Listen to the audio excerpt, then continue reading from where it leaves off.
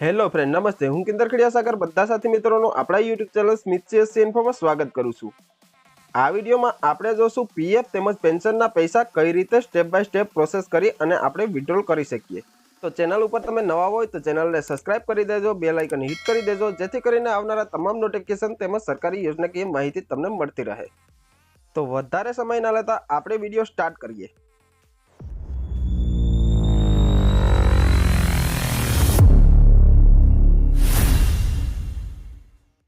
સૌપ્રથમ આપણે browser open કરી લેશું. બ્રાઉઝર ઓપન કરી લીધા બાદ સર્ચ બારમાં ટાઈપ કરી દેશું EPFO. EPFO ટાઈપ કરી દીધા બાદ સર્ચ કરી દેશું. એમ્પ્લોય પ્રોવિડન્ટ ફંડ ઓર્ગેનાઇઝેશનની જે ઓફિશિયલ સાઇટ છે તે આપણી સામે શો થઈ ગઈ છે, તો આપણે તેને ઓપન કરી લેવાની રહેશે. સાઇટ ઓપન થઈ ગયા બાદ કંઈક આવો ઇન્ટરફેસ આપણી સામે આવી જશે. ત્યારબાદ આપણે online claim member account transfer ઉપર ક્લિક કરવાનું રહેશે.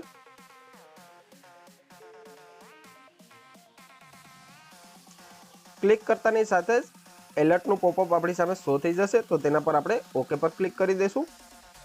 ત્યારબાદ લોગિન પેજ આપણી સામે આવી ગયું છે. અહીંયા પર આપણે આપણો યુએન નંબર તેમજ પાસવર્ડ અને કેપ્ચા ફિલઅપ કરી અને સાઇન ઇન પર ક્લિક કરવાનું રહેશે. સાઇન ઇન કરતાની સાથે જ જે આપણો આધાર સાથે જોડાયેલો મોબાઈલ નંબર છે તેની ઉપર એક ઓટીપી સેન્ડ કરવામાં આવશે. તે ઓટીપી આપણે અહીંયા પર ટાઈપ કરવાનો છે અને કેપ્ચા ફિલઅપ કરી અને ત્યારબાદ સબમિટ પર ફરીથી ક્લિક કરવાનું છે. સબમિટ પર ક્લિક કરતાની સાથે પીએફ પોર્ટલ પર સક્સેસફુલી આપણે લોગિન થઈ ગયા છે. ત્યારબાદ પીએફ અને પેન્શનનો ક્લેમ કરતાં પહેલાં આપણે 2 થી 3 ડિટેલ ચેક કરી લેવાની રહેશે. જેવી રીતે કે તમારું EKYC થયેલું છે કે નહીં અને જે એક્ઝિટ ડેટ છે તે ટાઈપ કરેલી છે કે નહીં. તો બંને ડિટેલ આપણે ચેક કરી લઈએ. તો કેવાયસીની ડિટેલ ચેક કરવા માટે મેનેજ પર ક્લિક કરવાનું રહેશે. ત્યારબાદ નીચે કેવાયસીનું ઓપ્શન શો થઈ જશે, તો તેની ઉપર આપણે ક્લિક કરી લેશું. જેવું જ ક્લિક કરીશું, આપણું જે પાન કાર્ડ છે, બેંકની ડિટેલ છે, તેનું સ્ટેટસ અહીંયા પર જોઈ શકીએ છીએ, એપ્રુવલ એન્ડ વેરીફાઈ. તો જે બંને ડોક્યુમેન્ટ છે તે ઓલરેડી વેરીફાઈ અને એપ્રુવલ થયેલ જ છે. તો ત્યારબાદ આપણે એક્ઝિટ ડેટ ચેક કરવા માટે વ્યૂ પર ક્લિક કરી લેશું. નીચે સર્વિસ હિસ્ટ્રીનો ઓપ્શન શો થઈ જશે, તો તેની ઉપર આપણે ક્લિક કરી લેવાનું રહેશે. ત્યારબાદ અહીંયા પર આપણી મેમ્બર આઈડી પણ જોઈ શકીએ છીએ અને જે આપણી જોઈનિંગ ડેટ છે તે પણ અહીંયા પર શો થઈ ગઈ છે અને એક્ઝિટ ડેટ પણ ઓલરેડી ટાઈપ કરેલી જ છે. જો તમારા એકાઉન્ટમાં એક્ઝિટ ડેટ ટાઈપ કરેલી ના હોય અને EKYC ના થયેલું હોય તો KYC અને એક્ઝિટ ડેટ કેવી રીતે આપણે ઓનલાઈન જ કરી શકીએ તેની સંપૂર્ણ પ્રોસેસનો વિડીયો મેં આગળ બનાવેલો જ છે અને ડિસ્ક્રિપ્શન બોક્સમાં પણ આપેલો જ છે, ત્યાંથી પણ તમે જોઈ શકો છો. ત્યારબાદ આપણે ફરીથી હોમ ઉપર આવી જઈએ. હવે આપણે ઓનલાઈન ક્લેમની પ્રોસેસ સ્ટાર્ટ કરી દઈએ. તો ક્લેમ કરવા માટે સૌપ્રથમ તો ઓનલાઈન સર્વિસ પર ક્લિક કરવાનું રહેશે. ત્યારબાદ પહેલા જ નંબરનું જે ક્લેમનું ઓપ્શન છે તેની ઉપર ક્લિક કરવાનું રહેશે. ઓનલાઈન ક્લેમ ઉપર ક્લિક કરતાની સાથે જ જે આપણી પર્સનલ ડિટેલ છે તે શો થઈ ગઈ છે. ત્યારબાદ જે આપણો બેંકનો એકાઉન્ટ નંબર છે તે અહીંયા પર ટાઈપ કરી અને વેરીફાઈ કરવાનું રહેશે. તો અહીંયા પર એક ખાસ ધ્યાન રાખવાનું રહેશે કે જે પણ આપણું KYCમાં બેંક એકાઉન્ટ આપેલું છે તે જ બેંક એકાઉન્ટ નંબર ટાઈપ કરવાનો રહેશે. તો ફટાફટ આપણે આપણો બેંક એકાઉન્ટ નંબર ટાઈપ કરી લઈએ. બેંક એકાઉન્ટ નંબર ટાઈપ થઈ ગયા બાદ વેરીફાઈ પર ક્લિક કરી દેશું. ત્યારબાદ એક વોર્નિંગનું પોપઅપ આપણી સામે શો થઈ જશે, તો તેના ઉપર આપણે યસ પર ક્લિક કરી દઈશું. આપણો જે એકાઉન્ટ નંબર છે તે સક્સેસફુલી વેરીફાઈ થઈ ગયો છે અને રાઇટની નિશાની પણ આવી ગઈ છે. તો ત્યારબાદ આપણે આગળ વધી જઈએ. પેજને સ્ક્રોલ કરતાની સાથે જ પ્રોસીડ ફોર ઓનલાઈન ક્લેમનું ઓપ્શન આવી ગયું છે, તો તેની ઉપર આપણે ક્લિક કરી લેવાનું રહેશે. ક્લિક કરતાની સાથે જ આપણી પર્સનલ ડિટેલ અહીંયા પર શો થઈ ગઈ છે. જેવી રીતે કે આપણો મોબાઈલ નંબર છે, યુનિવર્સલ એકાઉન્ટ નંબર એટલે કે યુએન નંબર છે, તેમજ જે પાન કાર્ડ મુજબ નામ છે અને પાન કાર્ડનો નંબર છે, જોઈનિંગ ડેટ અને એક્ઝિટ ડેટ, તે બધી ડિટેલ અહીંયા પર શો થઈ ગઈ છે. ત્યારબાદ સિલેક્ટ ક્લેમ ઓપ્શન, તો અહીંયાથી આપણે આપણો ક્લેમ સિલેક્ટ કરવાનો રહેશે. જો તમારે ચાલુ જોબ હોય અને તમે પીએફ વિડ્રોલ કરવા માગતા હોય તો તમારે પીએફ એડવાન્સ ફ્રોમ 31 સિલેક્ટ કરવાનું રહેશે.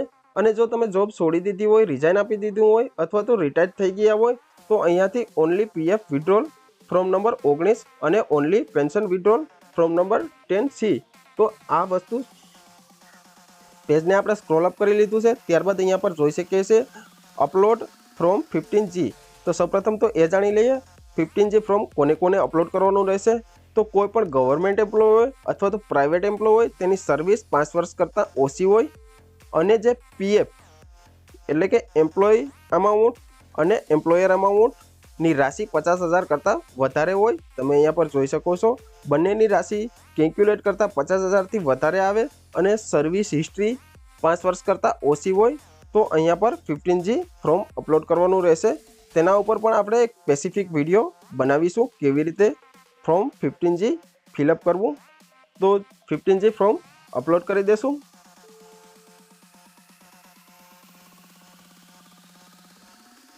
તો 15G ફોર્મ આપણે અહીંયા પર અપલોડ કરી દીધું છે, જે PDF ફોર્મેટમાં હોવું જોઈએ અને મેક્સિમમ 1 MB કરતાં ઓછું હોવું જોઈએ। ત્યારબાદ અહીંયા પર એમ્પ્લોયી એડ્રેસ, તો જે મુજબ આધાર કાર્ડમાં એડ્રેસ છે તે મુજબ અહીંયા પર પૂરું એડ્રેસ આપણે ટાઈપ કરી લેવાનું રહેશે। તો ફટાફટ એડ્રેસ ટાઈપ કરી લઈએ। તો એડ્રેસ પણ આપણે ટાઈપ કરી લીધું છે। ત્યારબાદ અપલોડ સ્કેન કોપી ચેકબુક અથવા પાસબુક, તો અહીંયા પર આપણે ચેકબુકનો ફોટો અથવા તો પાસબુકનો ફોટો અપલોડ કરવાનો રહેશે। જો તમારી પાસે ચેકબુક હોય તો ચેકબુકનો ફોટો તમે અહીંયા પર અપલોડ કરી દેજો અને જો તમારી પાસે ચેકબુક ના હોય તો તમે પાસબુકનો પણ ફોટો અપલોડ કરી શકો। તેના માટે તમારી જે બેંક હોય તેનો સ્ટેમ્પ પાસબુકના પેજ ઉપર હોવો જરૂરી છે।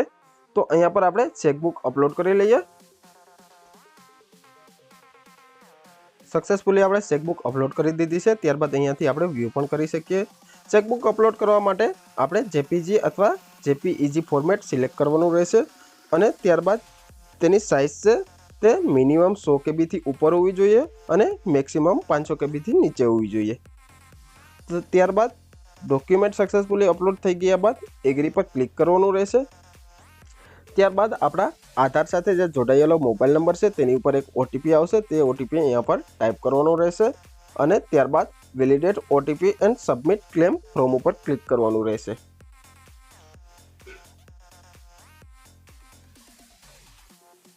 PF વિડ્રોલનો જે ક્લેમ હતો તે સક્સેસફુલી સબમિટ થઈ ગયો છે। ત્યારબાદ અહીંયા પર પ્લીઝ ક્લિક હેર ઉપર આપણે ક્લિક કરીશું। જે આપણે ક્લેમ કરેલો છે તેની રિસિપ્ટ અહીંયા પર શો થઈ ગઈ છે, તો તેને આપણે ડાઉનલોડ કરી લેશું। ત્યારબાદ ફરીથી આપણે હોમ ઉપર આવી જવાનું રહેશે અને ફરીથી સેમ જ પ્રોસેસ કરવાની રહેશે।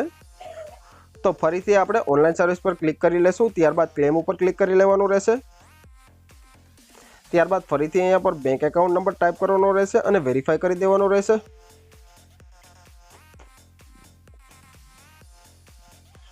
વેરીફાઈ પર ક્લિક કરતાની સાથે ફરીથી વોર્નિંગનું પોપઅપ આપણી સામે શો થઈ ગયું છે, તો યસ પર ઓકે કરી દેશું। બેંક એકાઉન્ટ નંબર આપણે વેરીફાઈ કરી દીધો છે। ત્યારબાદ આપણે આગળ વધી જશું।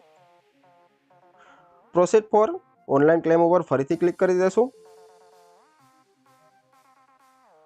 ત્યારબાદ ફરીથી અહીંયા પર સિલેક્ટ ક્લેમ ઓપ્શન આપણી સામે આવી ગયું છે। જે પહેલું ફોર્મ સબમિટ કરેલું હતું તે ઓનલી PF ઉપાડવા માટે આપણે 19 નંબરનું ફોર્મ ફિલઅપ કરેલું હતું। હવે આપણે પેન્શનના રૂપિયા ઉપાડવા માટે pension withdrawal form 10C select કરીશું। ફોર્મ સિલેક્ટ થઈ ગયા બાદ આધાર કાર્ડ મુજબ ફરીથી આપણે અહીંયા પર એડ્રેસ ટાઈપ કરી દઈશું। એડ્રેસ પણ આપણે ફિલઅપ કરી દીધું છે। ત્યારબાદ અહીંયા પર ચેકબુકની નકલ ફરીથી એકવાર અપલોડ કરી દઈશું। ત્યારબાદ ફરીથી એગ્રી પર ક્લિક કરવાનું રહેશે અને ગેટ આધાર OTP પર ફરીથી એકવાર ક્લિક કરી લેશું। જે બેનિફિશરી છે તેના મોબાઈલ નંબર ઉપર ફરીથી એકવાર OTP સેન્ડ થયો છે, તે OTP અહીંયા પર ટાઈપ કરી લેવાનો રહેશે અને ત્યારબાદ validate OTP and submit claim form ઉપર ક્લિક કરીશું। પેન્શનનો ક્લેમ પણ આપણે સક્સેસફુલી કરી દીધો છે।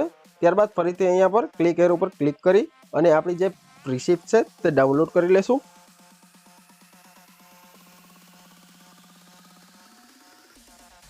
ત્યારબાદ ફરીથી હોમ ઉપર આવી જઈએ। PF વિડ્રોલ અને પેન્શન વિડ્રોલ બંનેની જે એપ્લિકેશન છે તે આપણે સક્સેસફુલી સબમિટ કરી દીધી છે। PF વિડ્રોલ અને પેન્શન વિડ્રોલ બંને ફોર્મ આપણે ફિલઅપ કરી દીધા છે। ત્યારબાદ તમારે 2 થી 3 દિવસની રાહ જોવાની રહેશે। 2 થી 3 દિવસની અંદર જ તમારા PF અને પેન્શનના પૂરા પૈસા તમારા બેંક એકાઉન્ટમાં ડિપોઝિટ કરી દેવામાં આવશે અને તમારું ઓનલાઈન સ્ટેટસ જોવા માટે ઓનલાઈન સર્વિસ પર ક્લિક કરી લેવાનું રહેશે। ત્યારબાદ ટ્રેક ક્લેમ સ્ટેટસ ઉપર ક્લિક કરી લેવાનું રહેશે। અહીંયા પર ક્લિક કરતાની સાથે ઓનલાઈન ક્લેમ સ્ટેટસ આપણી સામે શો થઈ ગયું છે। જે આપણે ફોર્મ નંબર 10C અને ફોર્મ નંબર 19 સબમિટ કરી દીધું છે તે અહીંયા પર જોઈ શકીએ છીએ। તેની ટ્રેકિંગ ID પણ અહીંયા પર શો થઈ રહી છે અને તેનું કરંટ સ્ટેટસ અહીંયા પર online claim submit at portal પર બતાવી રહ્યું છે અને તેની PDF ફાઇલ પણ તમે અહીંયાથી ડાઉનલોડ કરી શકો છો।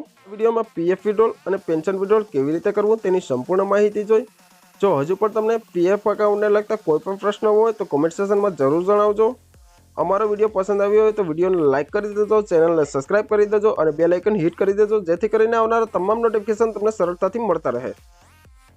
આ વિડીયોમાં આટલું જ। હવે મળીશું નવા ટોપિક સાથે, નવી યોજનાકીય માહિતી સાથે। Thank you friends.